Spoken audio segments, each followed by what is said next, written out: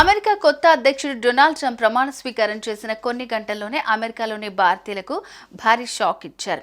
ఇప్పటివరకు అమెరికాలో ఉంటున్న విదేశీయులకు అమెరికాలో పిల్లలు పుడితే వారు ఆటోమేటిక్గా ఆ దేశ పౌరులైపోతారు. అమెరికా రాజ్యాంగంలో 14వ సవరణ ఈ విషయాన్ని చెబుతోంది. ఇది 150 ఏళ్లకు పైగా ఉన్న విధానం. ఇప్పుడు ట్రంప్ దీనికి గుడ్ బై చెప్పారు.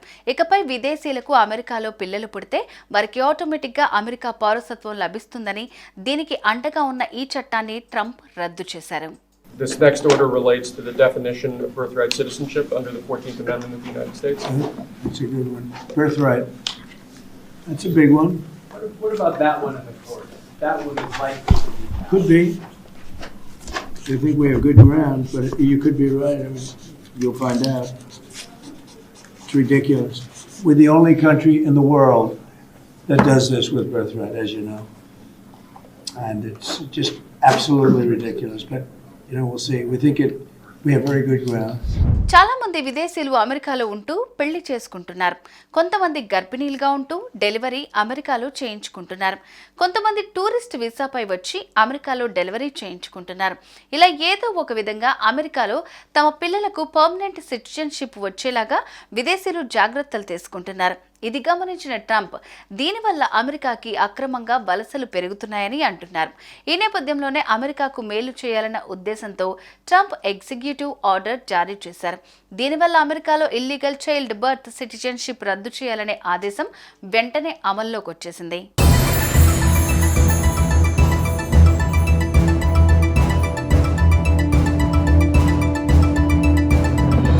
భారతీయుల్లో చాలా మంది వర్కింగ్ వీసాలపై అమెరికాలో ఉద్యోగాలు చేస్తున్నారు. వీరిలో H-1B వీసాతో టెంపరరీ వర్క్ చేసేవారు చాలా మంది ఉన్నారు. అలాగే కొంతమంది గ్రీన్ కార్డ్ కోసం ఎదురు చూస్తున్నారు. ఇకపై వారికి ఆటోమేటిక్గా అమెరికా పౌరసత్వం లభించదు. ఇలాంటి పౌరసత్వం ఇన్నాళ్ళు అమెరికా మాత్రమే ఇస్తోందని ట్రంప్ అన్నారు.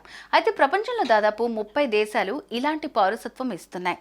కొన్ని దేశాల ప్రభుత్వాలైతే తమ దేశానికి వచ్చి స్థిర నివాసం ఏర్పరచుకోవాలని కోరుతున్నాయి.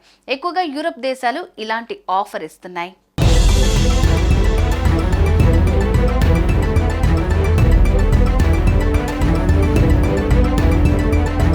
అమెరికా ఫస్ట్ నినాదంతో ఉండే ట్రంప్ ఎన్నికల ప్రచారం నాటి నుంచి అక్రమ వలసలపై కఠినంగానే ఉన్నారు.